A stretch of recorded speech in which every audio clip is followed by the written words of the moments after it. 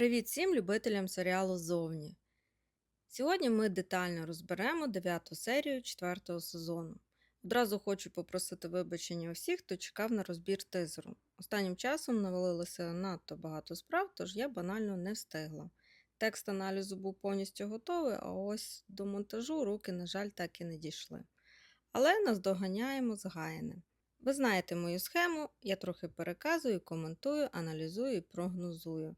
Влаштовуйтесь зручніше і приступаємо до розбору. Радує, що герої нарешті почали розмовляти одне з одним.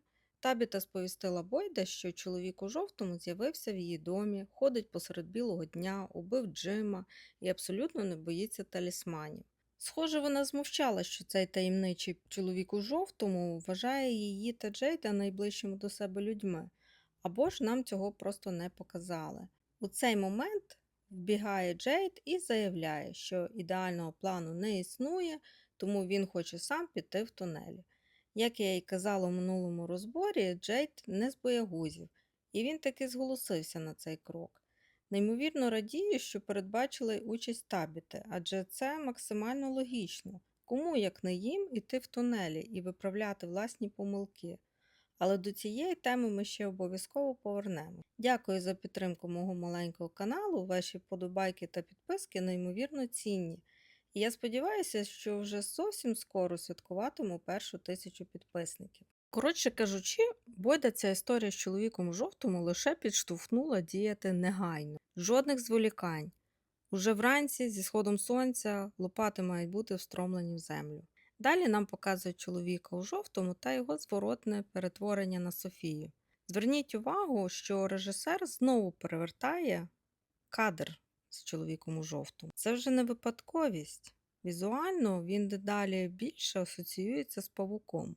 Лише гляньте на цю задоволену посмішку. Він просто кайфує від кожного свого кроку. І ось задоволена Софія прямує до Клари і запитує, чи впізнає та її, хто вона насправді, і демонструє свої моторошні чорні очі.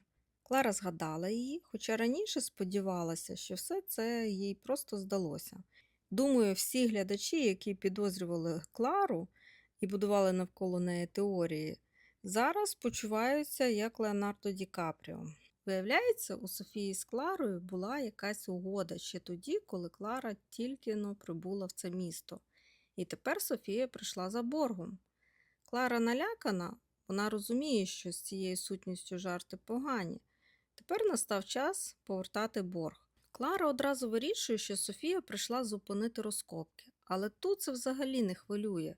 І саме тут звучить дуже важлива фраза. Це місто побудоване на ритуалах. Тобто проблема не в тому, що герої купають кістки. Її взагалі це не хвилює.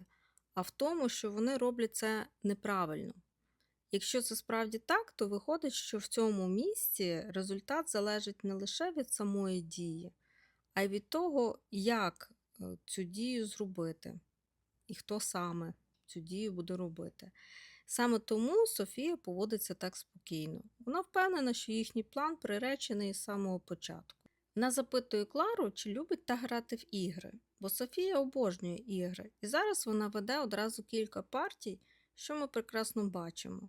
Потім вона наказує Кларі віднести так званий лікувальний чай Фатімі. Чесно кажучи, я не зовсім зрозуміла сенс цього ритуалу з передачею крові. Навіщо Софія єднає свою кров з Клариною, щоб та потім впорснула її в чай? Софія ж могла просто заздалегідь додати свою кров в термос, а Кларі залишилося б лише принести його Фатімі. Навіщо цей посередник? У підсумку бідненька Фатіма випиває цей кров'яний чай, і вже вночі їй стає зле. У неї починає лізти її шикарне волосся. Очевидно, що через цю кров перетворення на монстра запустилося на повну швидкість. Випадіння волосся може означати, що її тіло вже остаточно змінюється і, по суті, вже не живе. Бойд Сарі нагадав, що голоси, а ми знаємо, що за ними стоїть чоловік у жовтому, сміялися з Бойда і казали, що він уже не врятує Фатіму. Ми думали, що мова йде про банальний фізичний порятунок, а тут уже набагато глобальніше. Доля Фатіми була визначена ще тоді, коли Бойд передав черв'яків Смайлі. Так він убив монстра, але водночас прирік Фатіму. Мене страшенно засмучує те, що з нею відбувається, і, схоже, моя теорія з розбору 8-ї серії таки справдиться. Нас чекає її трагічний, але героїчний фінал. Тим часом Бойд і компанія озвучують свій план Доні. Задум такий: як тільки група в тунелях знаходить кістки, команда на горі викорчовує дерево і скидає їм драбину. Внизу, у тунелях, нижня команда збирається зробити умовні двері з клейонки і повісити над ними талісман. Проте Дона скептично ставиться до цієї ідеї. Вона сильно сумнівається, що талісмани взагалі здатні захистити когось саме під землею. На це Джейд зауважує, що захистом мають стати самі кістки. Під час своїх галюцинацій він чітко відчув, що монстри панічно їх бояться. Тобто, поки кістки залишатимуться в тунелях, потвори до них і близько не підійдуть. Єдина проблема – ніхто не знає, що робити далі. Що відбудеться, коли кістки опиняться на поверхні? Як саме вони виберуться додому? Це питання залишається відкритим, і розгадку ми, мабуть, дізнаємося вже у 5-му сезоні. Паралельно Крісті повідомляє Бойду про жахливий стан Фатіми. І Бойд знову наступає на ті самі граблі. Він вирішує нічого не розповідати ні Елісу, ні самій Фатімі, а Крісті просто забороняє про це заїкатися. Мовляв, зараз ми швиденько відкупаємо кістки і всі разом поїдемо додому. Але знаючи цей серіал, план навряд чи спрацює ідеально. І судячи з усього, Фатіма ризикує залишитись у Фромвілі назавжди. Щодо Генрі, то він дедалі глибше занурюється у свої галюцинації. До речі, дуже сподобався перехід, який зробили творці. Ось він їсть печиво в реальності і там опиняється з їжею. Виглядає настільки природно, що на його місці я б теж легко повірила в цю псевдореальність. Як я й думала, головним якорем для Генрі є сам Віктор. І чоловік у жовтому чудово це розуміє. Він створює для нього ідеальну версію сина, успішного, щасливого, такого, яким його батько завжди хотів бачити. Цей ідеальний Віктор переконує батька: ти маєш прийняти, що то сон, що то нереально, а значить, що той Віктор не справжній. І додає, що якщо Віктор підкориться, цей сон надасть йому все необхідне. Чули? Сон надасть. Чи все ж таки чоловік у жовтому? Він отямився, і перед ним стоїть уже справжній Віктор і турботливо запитує, чи з татом це гаразд. Серце розривається. Цей нещасний хлопчина стільки всього пережив, а тепер рідний батько має його вбити, бо йому важко прийняти нинішню зламану версію сина як реальність. Сам Віктор бачить, що з татом коїться щось страшне і сумнівається, чи Генрі взагалі дотягне до моменту повернення додому. Так, я хочу, щоб вони повернулись разом додому. На могилах мами та сестри у Віктора стається справжній крик душі. Він намагається виговоритися, але в його голові суцільний хаос. Віктор звертається до матері, але якщо Табіта – це Міранда, то його мама його не чує, і вона не з Елоїз. У цей інтимний момент з'являється хлопчик у білому. Віктор трохи розізлився, що його перервали, але все ж запитує, чого той хоче. І хлопчик у білому суворо питає, чи знає Віктор, що задумали Бойд і компанія. А далі він застерігає: я ж казав тобі, що це дерево важливе, цього не має статися. У минулому відео я якраз міркувала, як хлопчик у білому поставиться до цієї ідеї. І ось він прийшов із дуже строгим попередженням. Поки що геть не зрозуміло, чим усе закінчиться. Чи хлопчик у білому дійсно грає за сторону добра і прагне їхнього звільнення? Чи він заодно з чоловіком у жовтому? Чи взагалі у кожного з них своя власна гра? Одне скажу точно. У 5-му сезоні наші герої добряче отримають на горіхи за все, що наробили. Табіта нарешті розповіла дітям про чоловіка у жовтому, ну невже. Проте Джулі знову за своє. Вона вже настільки в усьому розчарувалася, що взагалі відмовляється вірити бодай чомусь, вважаючи, що це місто просто їх обманює. Але є й перемога. Вона принаймні зізналася Табіті, що під час своїх подорожей у часі бачила чоловіка у жовтому, з людською печінкою в зубах. Ми так довго чекали, коли герої почнуть ділитися інформацією між собою. І невже Джулі до кінця сезону так і не стрибатиме в часі? Я насправді цього чекаю. Саме Джулі звернула увагу на талісмани і запитала, чи пам'ятає Табіта, звідки вони взагалі взялися і хто їх створив. Табіта не знає. І саме погляд на талісман підштовхнув Табіту до прозріння. Перед цим Ітан дав їй дуже влучну підказку. Це місто намагається нас залякати, щоб ми перестали вірити в речі, які здатні допомогти. Тому варто прислухатися до своїх спогадів і не боятися вірити. На противагу зневіреній Джулі, малий мислить дуже правильно. До речі, Елджен раніше казав Джулі практично те саме. Місто змушує їх сумніватися навіть у тому, що лежить прямо перед очима. У цей момент з'являються діти Анкуї. В трейлері, я думала, вони показують кудись вгору. Але тут видно, що вони внизу під балконом і вони вказують саме на Табіту, наче підказуючи їй правильну відповідь. Після цього вона остаточно доходить висновку, що мусить йти в тунелі разом із Джейдом. Табіта глянула на символи на талісмані під іншим кутом і розгледіла там двох людей. І це, схоже, вона та Джейд. Усе логічно. Вони мають піти туди удвох і спокутувати свої гріхи. Мені, звісно, трохи шкода її дітей, яких вона вічно на когось залишає, але сподіваємося, вона виживе. Та точно виживе, принаймні цього разу, адже попереду на нас чекає ще 5-й сезон і, мабуть, цілих 10 серій.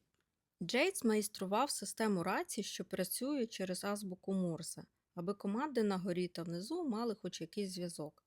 Раптом уривається Віктор із попередженням від хлопчика у білому. Пляшкове дерево чіпати не можна, інакше він їх самостійно зупинить. Але Бойд не став слухати, він скрутив Віктора і закував у наручники. Мовляв, невідомо, на чиєму боці цей малий і чи не грається він із ними, як усе це місце. Тож Віктора закривають у відділку, поки план не виконають. Табіта навіть не втрутилася, лише підтвердила. У тунелі вона йде разом із Джейдом і крапка. І в принципі для Віктора посидіти у тюрмі під наглядом Кенні непогано. Наразі це безпечніше, ніж в одній кімнаті з Генрі. Попереду ніч підготовки і всі збираються в їдальні, майструвати драбину. Наша нова активістка Софія теж тут як тут. Вона спокійно вмикає програвач, ніби у себе вдома. Бакта дивується, адже досі нікому це не вдавалося. Але не надає цьому значення. І поки монстри на вулиці відволікають людей, Софія непомітно надрізає канат. Ось так просто. Я так розумію, команди будуть лише ці сходи і жодних запасних канатів. А як же план Б? Про запасний варіант ніхто не подумав. Бойд просить Кенні залишитися у місті за головного. Про всяк випадок, якщо все піде шкереберть. І він явно правий. Ідеально цей план точно не спрацює. Табіта прощається з дітьми, нагадуючи Ітану не втрачати віру, і обіцяє повернутися за кілька годин. За цим усім пильно стежить Клара Шпигунка. А щодо Джейда, його навіть ніхто не спробував відговорити. Усім байдуже. Клара одразу мчить до Софії з новиною. Плани змінилися і в тунелі підуть лише Джейд та Табіта. Схоже, герої нарешті натрапили на правильний шлях, бо Софії ця інформація дуже не сподобалася. Вона буквально гаркнула на Клару, хоча та могла, в принципі, і промовчати. Але їхню розмову раптово перериває Елджен зі своєю знахідкою. На складі їдальні він відкопав старі фотографії. Ми бачимо кілька знімків, серед них цифру 7, а отже теорія про число 47 все ще має силу. Фотокартки з одного періоду, кінця 60-х або початку 70-х років. На це вказує рекламний плакат з Кока-Колою, ретроавтомобіль, зачіска чоловіка і загальна атмосфера кадрів, ближче до початку 70-х років. І хоча більшість із нас була впевнена, що фотографію Софії знайде Акоста, першим на неї натрапив саме Елджен. Цей геній не придумав нічого кращого, ніж одразу побігти з доказами до самої Софії. Маю відчуття, що саме це рішення може стати для нього фатальним. Софія вирішує не церемонитися і зізнається, що на фото дійсно вона. і додає, що може приймати подобу лише тих людей, які померли в цьому місці. Клара тим часом слухняно зачиняє двері, і тепер її страх перед Софією та покірність стануть ще більшими. Як гадаєте, що Софія зробить з Алджином? Я все ж схиляюся до того, що вона його вб'є і цілком можливо у наступних серіях прийме вже його форму. Напишіть у коментарях, що думаєте з цього приводу. І операція викопати кістки і викорчувати дерево почалась. Як бачите, викорчовувати дерево зібрались основні персонажі. І два чувака, яких, напевно, вб'ють. Ще Бакта під питанням і Петі. Хоча Петі вже двічі мала вмерти, можливо, втретє буде вже занадто. Джейд з Табітою пролізли у тунель і приклеють прозору клейонку скотчем, і ще й скотчем талісман. Ну що скажу, виглядає максимально надійно. Схема така: команда на горі чекає на сигнал азбуки Морзе, щоб почати валити дерево. Сара сидить на зв'язку, а Крісті на поготові як медикиня. Щось мені підказує, що роботи в неї буде дуже багато. Табіта з Джейдом беруться за лопати, поки монстри сплять. Але потвори все одно прокидаються від шуму і повільненько йдуть на звук. Вони таки знаходять місце поховання, відсовують важку кам'яну плиту, а під нею дійсно кістки тих нещасних дітей, які тепер мають сховати у сумки. І на цьому моменті до їхньої клейонки підходять монстри і кажуть: «Вам не варто було це робити». На цьому серія закінчилася. Цілком можливо, що талісмани під землею справді безсилі, і монстри з легкістю порвуть цю клейонку. Але я все ж вірю у те, що потвори панічно бояться дитячих кісток, тож підійти впритул вони не наважаться. Як вам серія? Як думаєте, що буде після того, як обірветься драбина? У них же має бути план Сі? Хто їх рятуватиме? Як варіант, якщо талісман діє, вони можуть просто перечекати, поки монстри знову ляжуть спати. І за цей час Бойд зремонтує драбину чи спустить інший канат. Якщо талісман не діє, то може Фатіма зараз перетвориться і піде їх рятувати. Хоча чоловік у жовтому має на неї власні плани, тому на доброму боці вона, скоріше за все, ненадовго. Якщо, звісно, Бойд не придумає, як її врятувати. І ще я все ж таки чекаю на голема, коли вона вже його оживить. Сподіваюся, це станеться в 10-й серії. Діліться своїми думками та теоріями в коментарях. Ставте вподобайки, підписуйтесь на канал і пам'ятайте, не виходьте з дому після заходу сонця.